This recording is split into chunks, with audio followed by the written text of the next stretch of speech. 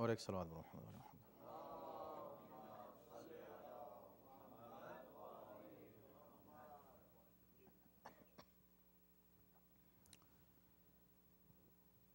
آج ماہ جمادی الاول کی 15 تاریخ ہے اور اپریل کی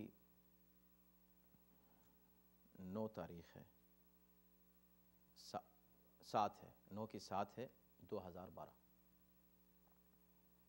اپریل کی 7 تاریخ 2012۔ اور آج ہم سورہ مبارکہ نساء کی آیت نمبر 27 سے لے کر 31 کی تلاوت کا شرف حاصل کریں گے، 27 سے لے کر 31 تک۔ اعوذ باللہ من الشیطان الرجیم، بسم اللہ الرحمن الرحیم۔ الحمد للہ رب العالمین والصلاة والسلام علی سیدنا و نبینا و مولانا ابی القاسم محمد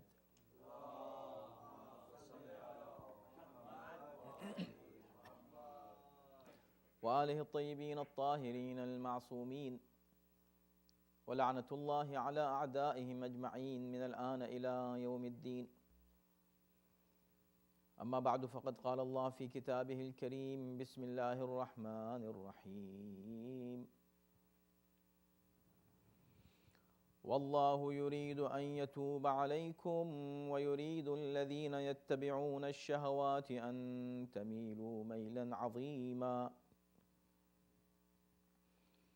يريد الله أن يخفف عنكم وخلق الإنسان ضعيفا يا أيها الذين آمنوا لا تأكلوا أموالكم بينكم بالباطل إلا أن تكون تجارة عن تراض منكم ولا تقتلوا أنفسكم ان اللہ کان بکم رحیما ومن یفعل ذلك عدوانا وظلما فسوف نصلیہ نارا وکان ذلك علی اللہ یسیرا ان تجتنبوا کبائر ما تنہون عنہ نکفر عنکم سیئاتکم وندخلکم مدخلا کریما۔ صدق اللہ العلی العظیم۔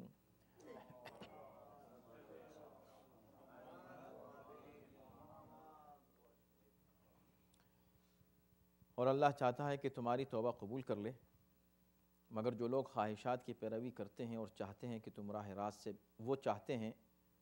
راہ راست سے بالکل منحرف ہو جاؤ۔ اللہ چاہتا ہے کہ تمہارا بوجھ ہلکا کر دے، کیونکہ انسان کمزور پیدا کیا گیا ہے۔ اے صاحبان ایمان، آپس میں ایک دوسرے کا مال ناحق طریقے سے نہ کھاؤ، مگر یہ کہ باہمی رضامندی سے لین دین ہو جائے، اور اپنے کو قتل نہ کرو، بے شک اللہ تم پر بڑا مہربان ہے۔ اور جو ظلم اور زیادتی کے ساتھ ایسا کرے گا ہم اس کو ضرور آگ میں جھونک دیں گے، اور یہ بات اللہ کے لیے بہت آسان ہے۔ اگر تم ان بڑے گناہوں سے پرہیز کرتے رہے جن سے تمہیں روکا گیا ہے تو ہم تمہاری دوسری برائیوں سے درگزر کریں گے اور تمہیں ایسی جگہ داخل کریں گے جو عزت کا مقام ہے۔ اس سے پہلے کی آیت میں بھی توبہ کا ذکر تھا، اور اللہ نے فرمایا کہ اللہ یہ چاہتا ہے کہ تمہاری توبہ کو قبول فرما لے۔ اس کے بعد تاکیداً دوبارہ یہ بات آیت نمبر 26 کی ہے، اب آیت نمبر 27 میں پھر سے اسی بات کو دہرایا گیا۔ واللہ یرید ان یتوب علیکم، اور اللہ چاہتا ہے کہ تمہاری توبہ قبول کر لے۔ فرق یہ ہے کہ پہلی آیت میں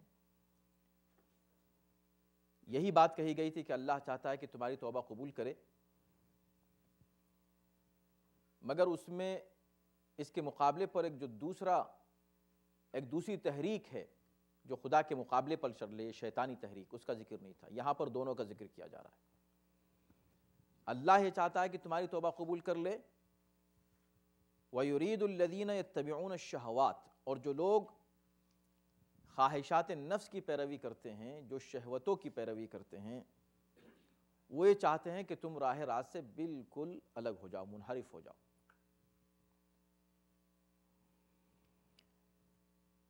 تو اب دو ارادے ہوئے، یہاں پر یرید اللہ اور وہاں یرید الذین یتبعون الشہوات، دو ارادے ہیں۔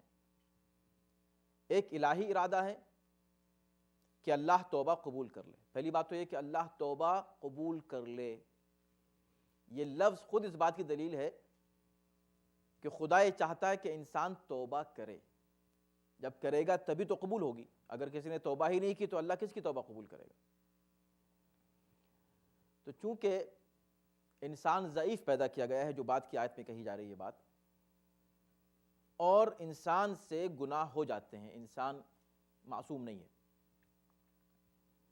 گناہ ہو گئے، اس نے توبہ کر لی، توبہ کی تو اللہ اس کی توبہ کو قبول کرنے کے لیے آمادہ ہے۔ نہ صرف آمادہ، اللہ کا ارادہ یہ ہے، اللہ چاہتا ہی یہ ہے، اللہ چاہتا ہی یہ ہے کہ یتوب علیکم، کہ تمہاری توبہ کو قبول کر لے۔ ایک بات تو یہ ہو سکتی ہے۔ دوسری یہ کہ اللہ چاہتا ہے کہ تمہاری توبہ کو قبول کر لے، یتوب علیکم، اس سے یہ بھی مراد ہو سکتا ہے کہ اللہ یہ چاہتا ہے کہ تم کو توفیق توبہ عنایت فرمائے، اس لیے کہ توبہ خود ایک بہت بڑی نعمت ہے اللہ کی جانب سے۔ اگر انسان سے گناہ ہو جائے، گناہ کے بعد دو صورتیں، یا تو انسان اس گناہ پہ اصرار کرتا ہے، بار بار اس گناہ کو کرتا ہے اور اس گناہ کو ہلکا سمجھتا ہے، خفیف سمجھ کے ایزی لیتا ہے اس گناہ کو، کہا ٹھیک ہے میں نے کیا کیا ہے۔ یہ اس گناہ سے بڑا گناہ ہے جو انجام دے رہا ہے۔ ایک تو اس سے گناہ ہو گیا، اس سے بڑا گناہ یہ ہے کہ وہ اس گناہ کو معمولی سمجھے، خفیف سمجھے، میں نے کیا ہی کیا ہے، یہ تو کوئی خاص بات ہی نہیں ہے، وہ بھی تو کر رہے ہیں اور وہ بھی تو کر رہے ہیں، تو پھر کفر بھی سب لوگ کر رہے ہیں تو تم بھی کفر کرو، شرک بھی بہت لوگ کر رہے ہیں تم بھی شرک کرو۔ یہ کون سی دلیل ہے کہ چونکہ سب کر رہے ہیں لہٰذا اگر ہم نے کر لیا تو کون سی بڑی بات ہو گئی؟ بہت بڑی بات ہے۔ اور اب تمہارا یہ تصور کرنا کہ یہ کیا بات ہوئی، اگر میں نے کر لیا تو کیا بڑی بات ہے، یہ اس سے بھی بڑا گناہ تھا جو تم اس سے پہلے گناہ کر چکے ہو۔ تو یتوب علیکم سے مراد یہ ہے کہ اللہ توفیق توبہ عنایت فرمائے، یہ بھی کرم الہی ہے کہ انسان سے اگر گناہ ہو جائے، پہلی بات تو یہ کہ خود گناہوں سے بچنا بھی منحصر ہے اس بات پر کہ اللہ کی تائید ہو اس میں بچنے میں۔ انسان جب ایک قدم اللہ کی طرف بڑھاتا ہے تو اللہ اس کے لیے راستے کھولتا ہے۔ یہ جو قرآن مجید میں بہت سی آیتیں آپ پڑھتے ہیں جس میں کہا گیا ہے کہ ختم اللہ علی قلوبہم، اللہ نے ان کے دلوں پہ مہر لگا دی ہے، ان کے دل بند اللہ نے کر دیے ہیں، اس کا مطلب نہیں ہے کہ اللہ نے بند کر دیے ہیں تو اب اللہ ذمہ دار ہے ان کے کفر و شرک کا۔ بند کر دیے ہیں کا مطلب مہر لگا دیا، یعنی کہ بھئی یہ مہر لگا دی کہ بھئی یہ انسان بدلنے والا نہیں ہے، یہ انسان بدلنا ہی نہیں چاہتا۔ ایک بچہ ہے، آپ اس کو ہوم ورک کرانے کے لیے بیٹھے ہیں، وہ ہوم ورک کرنا ہی نہیں چاہ رہا ہے، دوسرا شوق سے کر رہا ہے، تو آپ کا دل کس طرف مائل ہوگا؟ کس کی مدد کرنے کے لیے؟ اس کی جو شوق سے چاہ رہا ہے کہ کچھ سیکھے اور کچھ آپ اس کو تعلیم دیں، آپ اس کی طرف مائل ہوں گے، اس کی طرف جائیں گے اور اس کو سکھائیں گے، اس کو بتائیں گے، اس کی ہیلپ کریں گے ہوم ورک میں۔ ایک بچہ ہے چاہتا ہی نہیں ہے، ضدی ہے، مان ہی نہیں رہا ہے، تو آپ بھی ظاہر سی بات ہے کہ پھر اس کو اس کے حال پر چھوڑ دیں گے۔ یہ اس کے حال پر چھوڑنا اللہ کی جانب سے یہ بھی ایک عذاب ہے، اس لیے دعاؤں میں یہ ملتا ہے کہ پروردگار تو مجھ کو میرے حال پر نہ چھوڑ دینا، اپنی رحمت کا سلسلہ باقی رکھنا مجھ پر۔ تو توفیق الہی ایک بہت بڑی نعمت ہے۔ آپ مثلا آج آئے اس وقت، چاہتے تو آپ سو سکتے تھے، جس وقت آپ کی آنکھ پہلی بار کھلی ہوگی آپ نے سوچا ہوگا چلو بھائی تھوڑی دیر اور سو جاؤ، اور سو جاتے، نہیں آتے، تو آپ اس بڑے ثواب سے محروم رہ جاتے۔ آج جو تفسیر کے کلاس میں آپ بیٹھے ہیں، تو توفیق الہی شامل آپ حال ہوئی آپ کے، تو آپ اس قابل ہوئے کہ آپ یہاں پہنچیں اور اس ثواب کو حاصل کریں. یہ اللہ کی طرف سے توفیق ہے. ایسے ہی گناہوں سے بچنے کے تعلق سے بھی اللہ کی جانب سے توفیق ہوتی ہے. گناہ سے بچنا توفیق ہے، لیکن اگر گناہ ہو گیا اور وہاں توفیق نہ ملی تو اللہ کی توفیق بند نہیں ہوتی، دروازے بند نہیں ہیں. اللہ کہتا ہے میں ابھی بھی تمہارے لیے دروازے کھلے ہوئے ہیں، آؤ توبہ کر لو، میں تمہاری توبہ کو قبول کر لوں گا. یرید اللہ، اللہ یہ چاہتا ہے، اللہ کی طرف سے رحمت ہے، پیار دیکھو بندوں کے لیے کہ وہ چاہتا ہے کہ تم توبہ کرو اور اللہ توبہ کو تمہاری قبول کر لے. وَيُرِيدُ الَّذِينَ يَتَّبِعُونَ الشَّهَوَاتِ، یہ تو ایک ارادہ ہوا اللہ کا. دوسری طرف ایک اور طاقت ہے، ایک اور پاور ہے جو اس دنیا میں کام کر رہی ہے. دو طاقتیں ہیں، ایک الہی طاقت ہے، ایک شیطانی طاقت ہے. اب آپ یہ کہہ سکتے ہیں کہ اگر ایک طرف الہی طاقت ہے اور ایک طرف شیطانی طاقت ہے تو ان دونوں میں کیا وجہ ہے کہ شیطانی طاقت زیادہ کامیاب ہے؟ تو کیا شیطان زیادہ طاقتور ہے اللہ سے؟ اب یہاں پر آپ کو بتایا جائے کہ اللہ کا ارادے دو طرح کے ہیں. بے شک اللہ کا ارادہ ہے کہ تم نیک رہو، اچھے رہو، توبہ کرتے رہو. اگر گناہ تم سے ہو جائے، پہلے تو گناہ ہی نہ کرو، لیکن اگر گناہ ہو جائے تو توبہ کر لو. یہ کس کا ارادہ ہے؟ اللہ کا. وَيُرِيدُ الَّذِينَ يَتَّبِعُونَ الشَّهَوَاتِ، وہ لوگ جو شہوتوں کی پیروی کرتے ہیں، شیطان یا انسانی شیطان. شیطان انسی بھی ہے نا، صرف وہی شیطان نہیں جو بہکاتا ہے، انسانی شیطان بھی ہے. انسانی شیطان کون ہے؟ جو شہوتوں کی طرف بلاتے ہیں، آؤ اس کام کو کریں، اس میں مزہ آئے گا. استغفر اللہ، کسی ایسی جگہ لے گئے کہ جہاں پر شراب چل رہی ہے، ارے میں تو یہاں نہیں بیٹھتا، نہیں ارے آؤ بیٹھو تھوڑا سا چکھ لو، دیکھو تو صحیح کیا مزہ آئے گا. چلو ایسی جگہ چلتے ہیں، ایسی جگہ چلے گئے جہاں پر گناہ ہو رہا ہے، چلو تھوڑا سا بیٹھ جائیں. ارے نہیں یہاں میں نہیں بیٹھ سکتا، گناہ ہے. ارے نہیں تھوڑا بیٹھ جاؤ، دیکھو کیا مزہ آئے گا. شہوت، خواہشات کی طرف آپ کو بلا رہے ہیں. یہ کون ہے؟ یہ شیطان نہیں بلا رہا ہے. ہر اللہ بلا شیطان میں مت ڈالیں. خود انسانوں میں بہت سے شیاطین ہیں آپ کے آس پاس، آپ کے دوستوں میں، آپ کے رشتہ داروں میں، آپ کے اعزاء میں، آپ کے احباب میں، جن کے ساتھ آپ اٹھتے بیٹھتے ہیں. جو شخص بھی آپ کو اللہ کی مخالفت کی طرف لے جائے وہ شیطان ہے.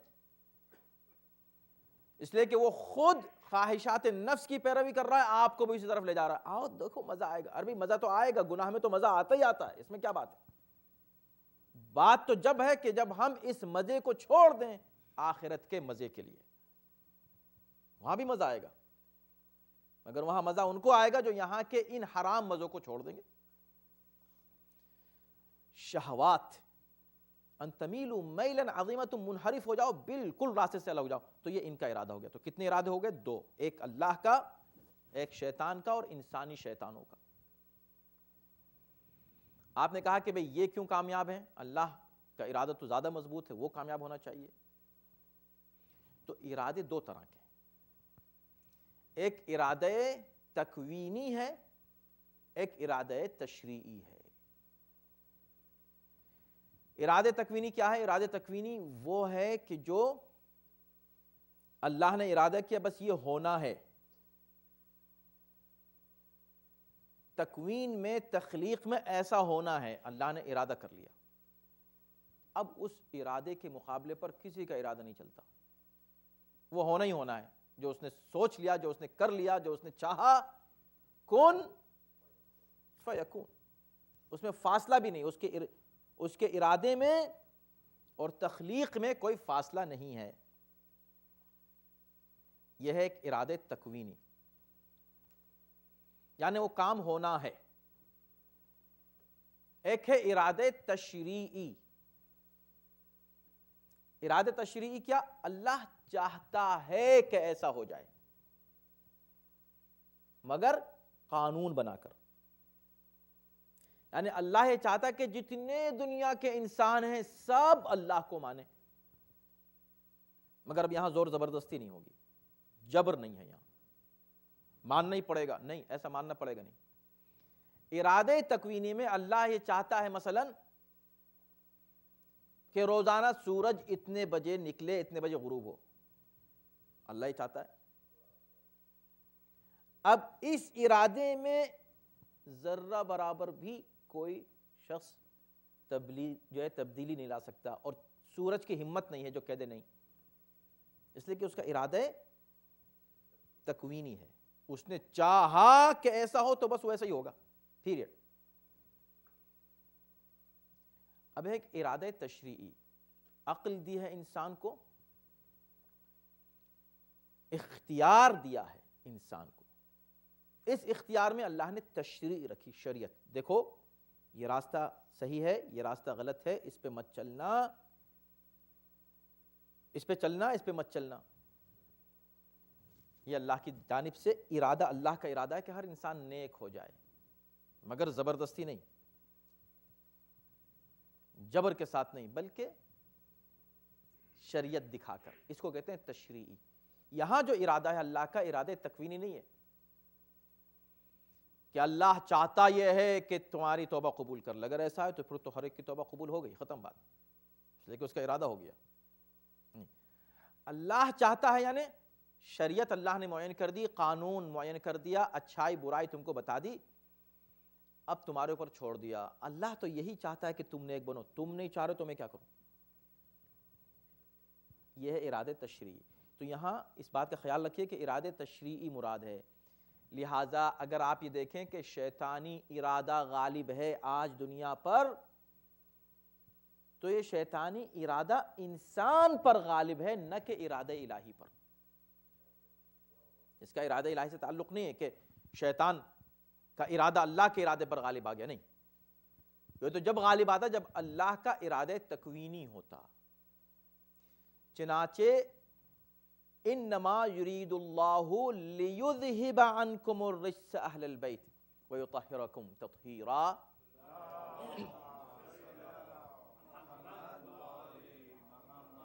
یہاں بھی ایک ارادہ ہے، اللہ یہ چاہتا ہے اے اہل بیت کہ تم سے ہر قسم کی نجاست کو دور رکھے۔ اب یہ جو ارادہ ہے یہ ارادہ تشریعی نہیں ہے، یہاں پر ارادہ تکوینی ہے۔ اس کو ہم ایک اور لفظ سے واضح کر سکتے ہیں، ارادہ تشریعی وہ ہے کہ جس میں ذمہ داری انسان کی ہو، ارادہ تکوینی وہ ہے جس میں ذمہ داری اللہ کی ہو۔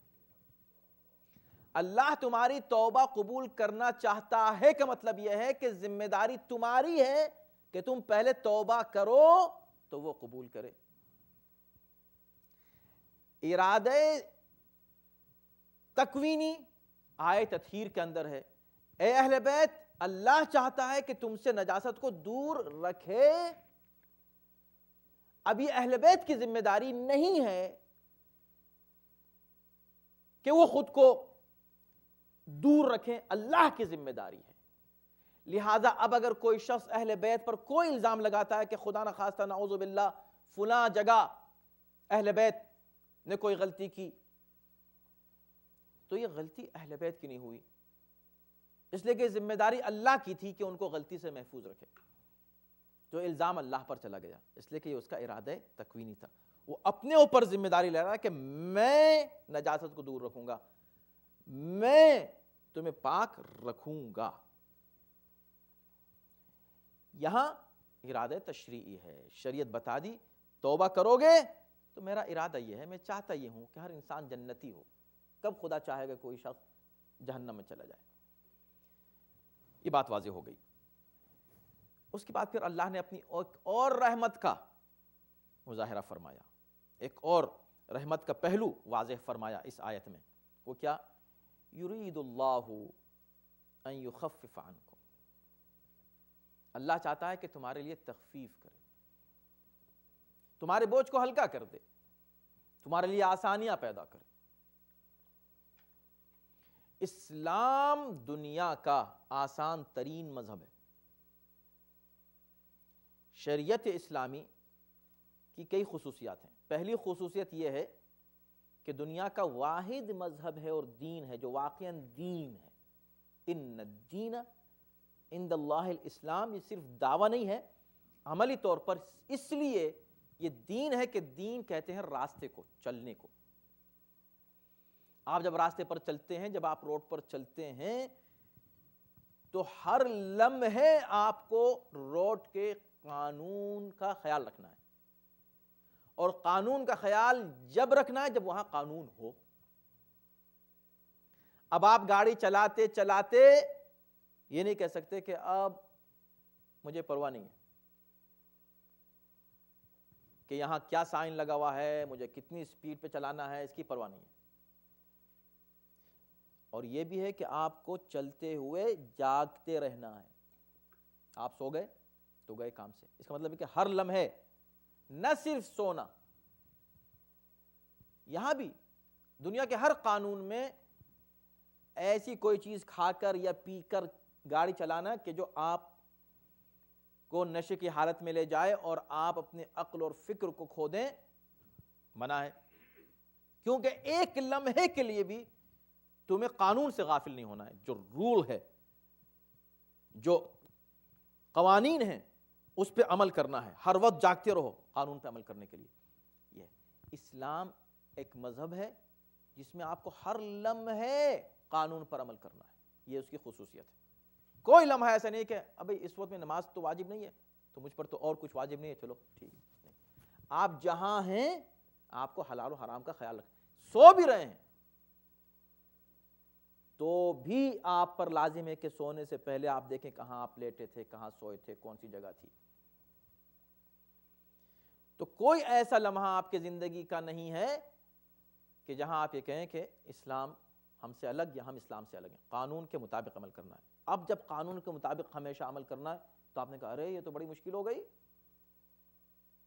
اٹھتے بیٹھتے جاگتے سوتے چلتے پھرتے، بولیں خاموش رہیں، جو بھی جس سچویشن میں ہو قانون کی پابندی کرنی ہے تو ہماری تو جان مشکل میں آ گئی. ہم کیسے کریں؟ اللہ نے کہا نہیں، مشکل میں نہیں، یہی تمہارے لیے آسانی ہے. یرید اللہ ان یخفف عنکم، اللہ تمہارے لیے تخفیف چاہتا ہے، کوئی بوجھ تم پر نہیں لانا چاہتا. رحمت پروردگار آپ دیکھیں، یہ انسان ہے کتنے بہانے بناتا ہے. آپ دیکھیں کتنے بہانے ہیں. ہم خود اپنے آپ کو دیکھیں، اپنے ہر شخص اپنے آپ کو دیکھے، کتنے ہم بہانے بناتے ہیں. ہم یہ کام نہیں کر سکتے، ہم وہ کام نہیں کر سکتے، ارے یہ کام بڑا مشکل ہے. یاد رکھیے گا اسلام شریعت سہلہ ہے. کوئی قانون اسلام کا ایسا ہے ہی نہیں کہ جو اللہ نے واجب بلکہ مستحب قرار دیا ہو اور انسان اس کو نہ کر سکے. ہے ہی نہیں. ایک بھی آپ ایسا کوئی قانون نہیں دکھا سکتے اسلام کا کہ جس میں کہا جائے کہ یہ اللہ کی طرف سے واجب ہے بلکہ یہ مستحب ہے، مگر یہ ہو نہیں سکتا. اگر نہیں ہو سکتا تو اللہ اس کو واجب تو واجب، اللہ اس کو مستحب بھی نہیں رکھتا. کھڑے ہو کے نماز نہیں پڑھ سکتے، شریعت سہلا یخفف عنکم، کوئی بات نہیں، بیٹھ کے پڑھ لو. بیٹھ کے نہیں پڑھ سکتے، لیٹ کے پڑھ لو. لیٹ کے نہیں پڑھ سکتے، پہلو سے پڑھ لو. اس پہلو سے نہیں پڑھ سکتے، اس پہلو سے پڑھ لو. ایسے بھی نہیں پڑھ سکتے، اشاروں میں پڑھ لو. دیکھا آپ نے تسلسل کہاں تک ہے آسانی کا. حکم خدا کو ماننا ہے، نماز پڑھنی ہے اس لیے کہ حکم خدا. اب آپ نے کہا پڑھ نہیں سکتے، نہیں، اگر نہیں پڑھ نہیں سکتے تو حکم ثانوی آ جائے گا. حکم ثانوی یعنی فوراً آپ کی آسانی کے لیے وہ حکم جو آپ کر سکیں وہ آ جائے گا. تو یرید اللہ یخفف عنکم، کبھی نہ کہنا، خبردار، یہ بھی خود بہت بڑا گناہ ہے یہ کہنا کہ میں یہ کام نہیں کر سکتا، اللہ نے اس کو واجب کیوں کیا. کوئی لے آؤ، مرد ہو یا عورت، کوئی ایسا عمل نہیں ہے جو آپ کہیں یہ نہیں ہو سکتا. نہیں ہو سکتا تو پھر دوسرا حکم آ جائے گا فوراً کہ ٹھیک ہے اگر یہ نہیں ہو سکتا تو یہ کر لو. اور ظاہر سی بات ہے کہ یہاں اس موقع پر اس کے بیان کرنے کی ایک وجہ کچھ مفسرین نے یہ بھی بیان کی ہے کہ اگر آپ گزشتہ آیات کو دیکھیں تو اس میں نکاح کا ذکر ہے جس پر ہم گفتگو کر چکے ہیں، اور وہاں پر بھی 4 اسٹیجز بیان کیے گئے ہیں. نکاح کرو، کس سے کر سکتے ہو نکاح، کس سے نہیں کر سکتے ہو نکاح، یہ ایک اصول بیان کیا گیا. اس کے بعد کہا کہ بھئی جن سے تم نکاح کر سکتے ہو ان سے نکاح دائم کر لو، لیکن نکاح دائم میں کچھ شرطیں زیادہ ہیں، کچھ مشکلات تمہارے سامنے آ سکتی ہیں، نہیں کر سکتے نکاح دائم، کوئی بات نہیں، متعہ کر لو. ان آیات میں اس سے پہلے گزر چکا ہے. وہ بھی تمہارے لیے ہو سکتا ہے مشکل ہو، تو ظاہر ہے اس دور کے لیے تھا کہ کنیز حاصل کر لو. وہ بھی نہیں ہو سکتا، وہ مشکل ہے، تو کسی کنیز سے نکاح کر لو. آسان تھا کنیز سے نکاح کرنا بنسبت آزاد سے نکاح کرنے کے. ظاہر سی بات ہے یہ دو حکم جو بات کے ہیں اس سے پہلے ہم بیان کر چکے ہیں کہ یہ گزشتہ ادوار کے لیے تھے جو آج نہیں ہیں، لیکن باقی سٹیپس موجود ہیں. آخری سٹیپ کیا ہے کہ اگر کچھ نہیں ہو سکے تو صبر کرو، یہی تمہارے لیے بہتر ہے. سٹیپس بیان کر دیے، آسانیاں تمہارے لیے پیدا کرنے کے لیے. تو کچھ مفسرین نے کہا کہ یخفف عنکم سے مراد یہ سٹیپس ہیں جو اس سے پہلے بیان کیے گئے نکاح کے تعلق سے. لیکن بہرحال اس کو جنرل سینس میں بھی لے سکتے ہیں کہ اللہ نے جتنی بھی احکام شریعت کے بیان کیے ہیں سب میں یہی سلسلہ ہے موجود. وَخُلِقَ الْإِنسَانُ ضَعِيفًا، ہر لفظ قرآن کا اتنا پیارا ہے، بلاغت ہے قرآن میں. اور انسان ضعیف پیدا کیا گیا ہے.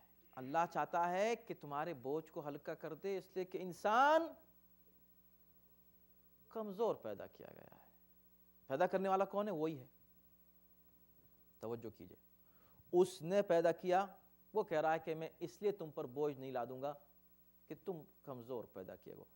تو خالق جانتا ہے کہ ہم کتنا بوجھ برداشت کر سکتے ہیں، تو ہم پر وہی چیزیں اللہ واجب کرے گا جو ہم برداشت کر سکتے ہیں، انہی چیزوں سے روکے گا جن سے ہم واقعاً رک سکتے ہیں. جو ہماری طاقت ہے، جو ہمارا پاور ہے، جو ہماری قوت ہے، جو ہمارا اختیار ہے، اسی کے مطابق شریعت کے احکام معین ہوں گے. لا یکلف اللہ نفسا الا وسعہا. اللہ جو ہے کسی کے اوپر کوئی بھی بوجھ نہیں ڈالتا علاوہ اس کی وسعت اور استطاعت اور قوت اور طاقت کے مطابق، بس اس سے زیادہ نہیں. خلق الانسان ضعیفا، انسان ضعیف پیدا کیا گیا. اب آپ اس پہ غور کیجئے کہ وہ انسان جو ضعیف پیدا کیا گیا ہے، جس کے ضعف کا اعلان خدا کر رہا ہے، اسی انسان کو اللہ نے اتنی طاقت دی، اتنی قوت دی کہ سخر لکم ما فی السماوات وما فی الارض. اللہ نے تمہاری تسخیر میں دے دیا، تمہارے اختیار میں دے دیا زمین و آسمان کی تمام چیزوں کو. کس کے؟ انسان کے اختیار. وَلَقَدْ كَرَّمْنَا بَنِي آدَمَ وَحَمَلْنَاهُمْ فِي الْبَرِّ وَالْبَحْرِ. ہم نے بنی آدم کو کرامت و عزت و شرف اور بزرگی عنایت فرمائی اور ان کو بر و بحر پر اختیار دیا. یہ کمزور جسم کا انسان، آپ سوچیں آج کے دور میں آپ دیکھ لیجئے کتنا آسان ہے سمجھنا اس بات کا، اپنے سے ہزاروں گنا زیادہ بوجھ یہ اٹھا لیتا ہے ایک انگلی کے اشارے سے. ایک بٹن دباتا ہے اور اتنا بوجھ وہ اٹھا لیتا ہے مشینوں کے ذریعے سے جو اس نے خود بنائی ہیں اللہ کی دی ہوئی عقل سے، کہ جو اس سے ہزاروں نہیں بلکہ لاکھوں گنا زیادہ بوجھ ہے. وہ پلین جو ہے اسی کو لے کے اڑتا ہے اور اس کا سامان بھی لے کے اڑتا ہے، اور ہزاروں ٹن کے ساتھ وہ چیز اڑتی ہے جو اس نے خود بنائی ہے اللہ کی دی ہوئی عقل سے. خود کتنا کمزور، مگر جو چیزیں بنا رہا ہے کتنی مضبوط، کتنی طاقتور. اور جن پر اس کا اختیار ہے وہ چیزیں اس سے کہیں، یعنی پہاڑوں پہ آج اختیار ہے اس کو. آج یہ ابھی لیٹسٹ خبر آپ نے سنی ہوگی کہ سمندر کی جو سب سے عمیق تہ ہے وہاں انسان پہنچ چکا ہے، اس کو جو ہے ایکسپلور کر چکا ہے. کوئی جگہ ایسی نہیں رہ گئی ہے جو انسان وہاں نہ پہنچا ہو. ہے کمزور. تو خدا یہ کہنا چاہتا ہے کہ دیکھو تم کمزور تو پیدا کیے گئے ہو مگر دوسری طرف تم مضبوط بھی ہو. اگر جاہل ہے انسان، جب تک جاہل تھا کمزور تھا، ایک چھوٹا سا حادثہ اس کو ہمیشہ کے لیے تباہ کر سکتا تھا. آج طاقتور ہے، آج حادثات آنے سے پہلے اپنے آپ کو محفوظ بھی رکھ سکتا ہے. یہ اور بات ہے کہ اللہ اس کے غرور کو بار بار توڑنے کے لیے کبھی کبھی ایسے حادثات بھی پیدا کرتا ہے کہ انسان یہ نہ سوچ لے کہ بس میں بالکل آزاد ہو گیا. لیکن اتنی طاقت اس کے پاس ہے، مادی جسمانی اس کے جسم میں، اس کے بدن میں اتنی طاقت ہے کہ وہ اپنے بدن کے مقابلے پر زیادہ وزنی اور زیادہ طاقتور چیزوں پر قابو رکھتا ہے.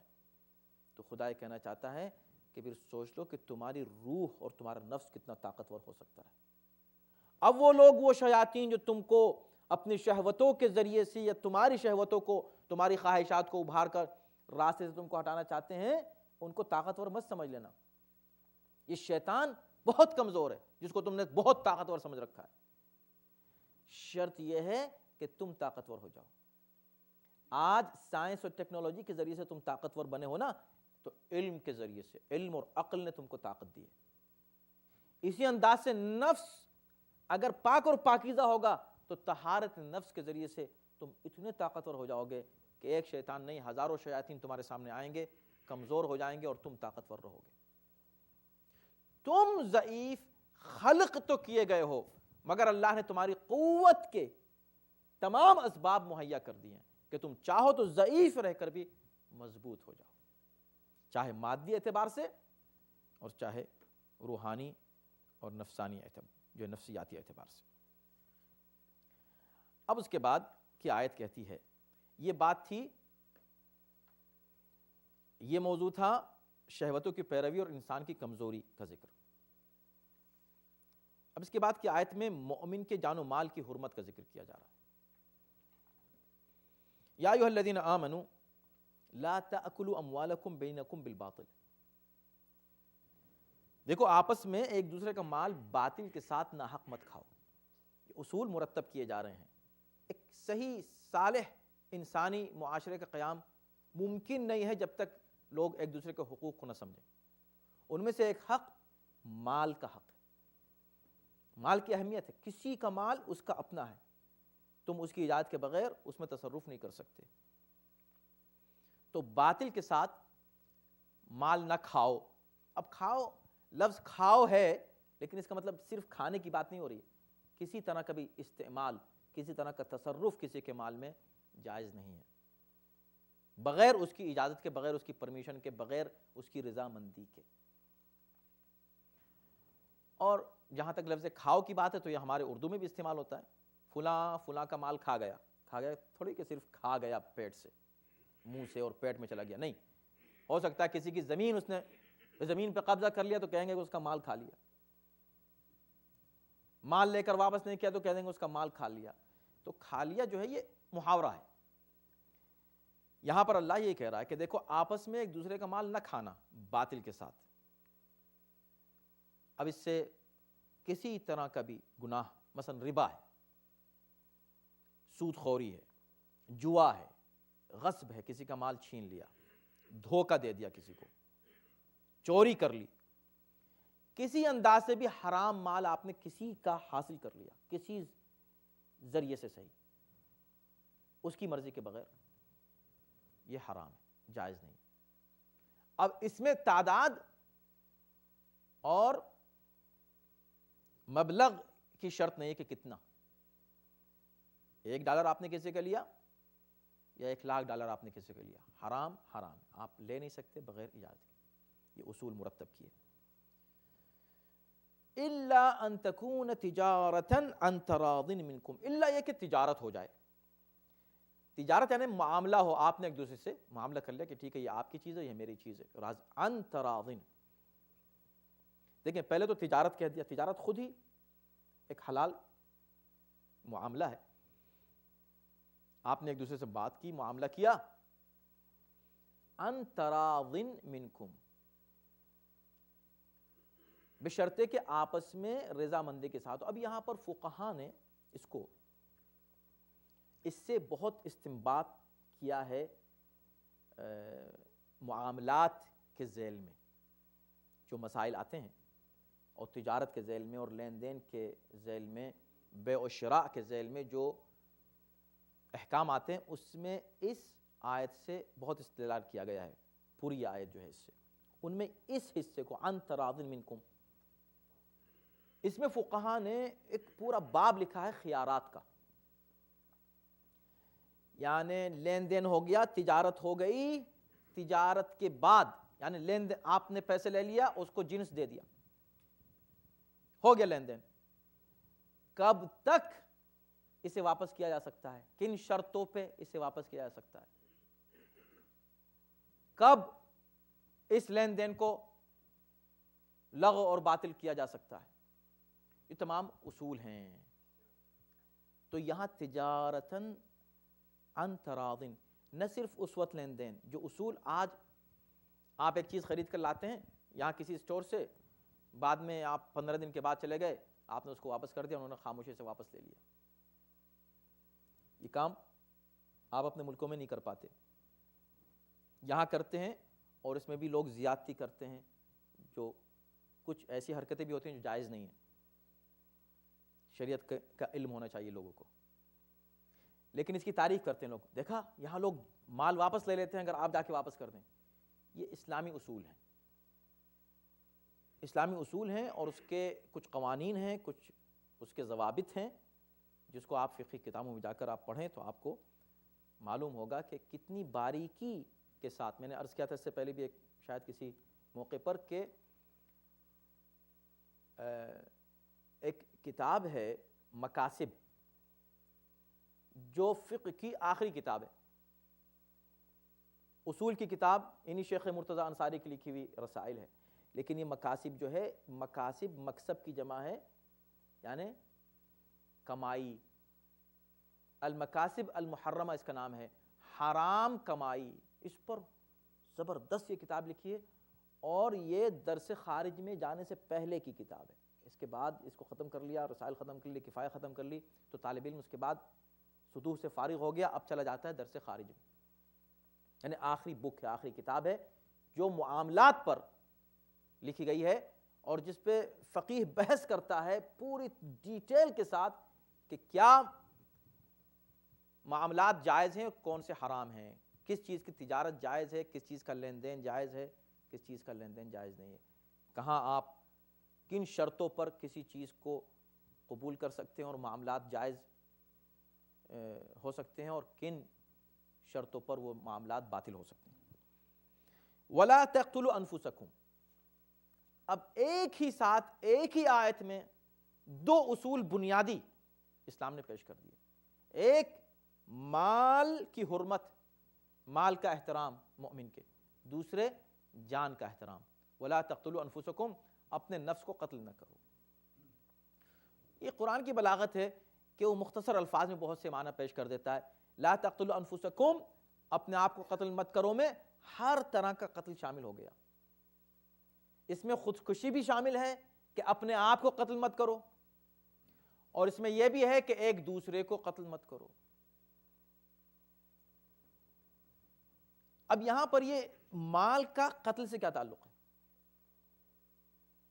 اگر آپ دیکھیں تو آپ دیکھیں گے سبحان اللہ کس انداز سے قرآن، دیکھیں 1400 سال پہلے معاشرے میں امن و سکون قائم کرنے کے اصول بیان فرما رہا ہے.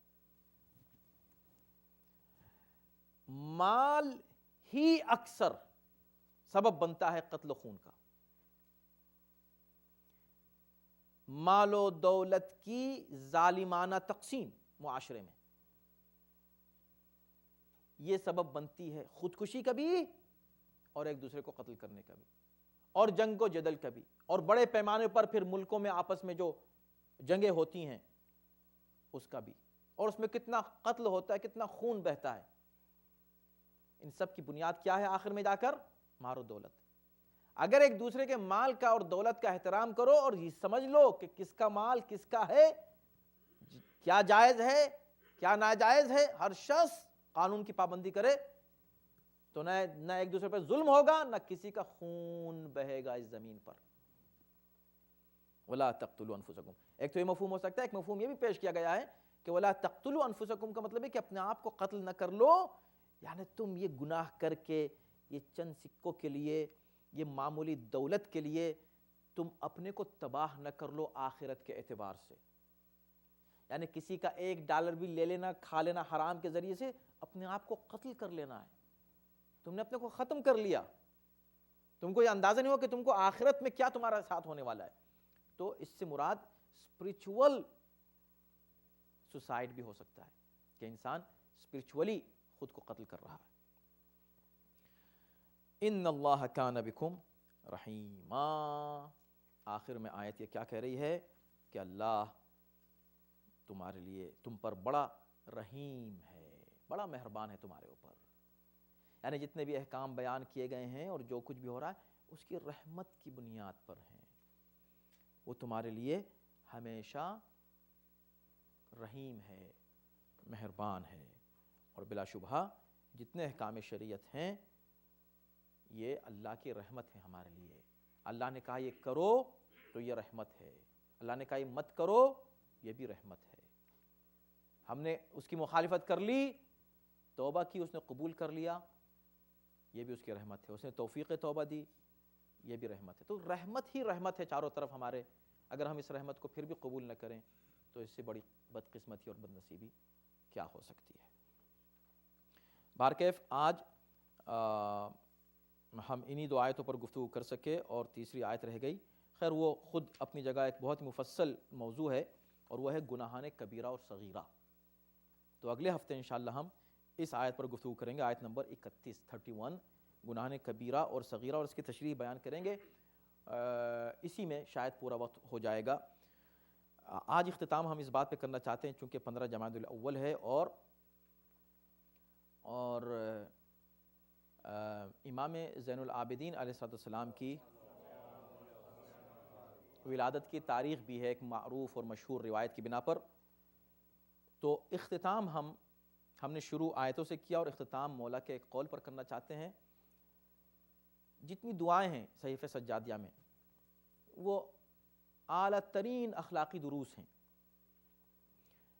پھر رسالۃ الحقوق کو آپ پڑھیے تو وہ بھی عظیم پیغام ہے اور انسانیت کی فلاح و بہبود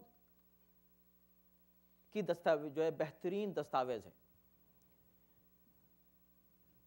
ایک دعا ہے امام کی مکارم الاخلاق جسے آپ شب قدر بھی پڑھتے ہیں، بہت ہی اعلیٰ، ہر جملہ اس کا ایسا ہے کہ اس ایک جملے پر انسان عمل کر لے تو اخلاق کی بلندیوں پر پہنچ جائے.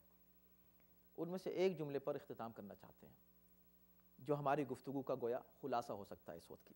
وہ ہے، دیکھیں انسان زندگی کی دعا مانگتا ہے اور اچھی بات ہے، اللہ سے انسان دعا کرے طول عمر کی کہ اللہ مجھے صحت و عافیت کے ساتھ طول عمر کرامت فرمائے.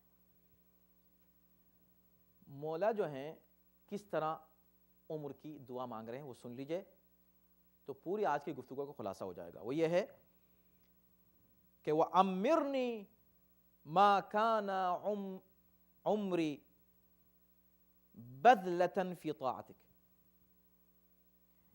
پروردگار تو مجھے عمر کرامت فرما، طول عمر دے، زندگی دے، جب تک میری یہ زندگی تیری اطاعت میں صرف ہوتی رہے. عمر دے جب تک میری زندگی بذلتاً فی طاعتک تیری اطاعت میں صرف ہوتی رہے. فَإِن كَانَ عُمْرِي مَرْتَعًا لِلشَّيْطَانِ فَأَقْبِضْنِ إِلَيْكَ.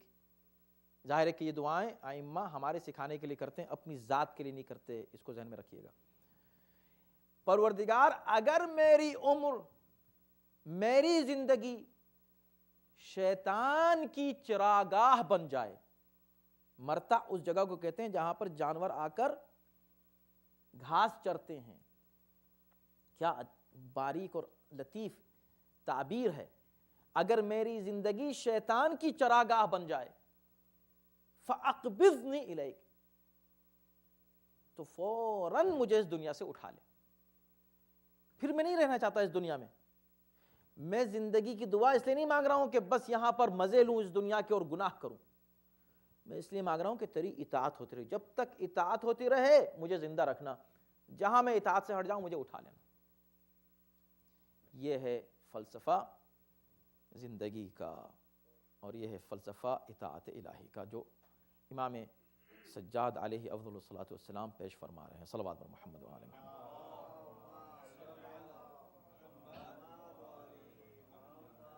تو ہم اسی دعا کے ساتھ آج ختم کرتے ہیں کہ پروردگار ہمیں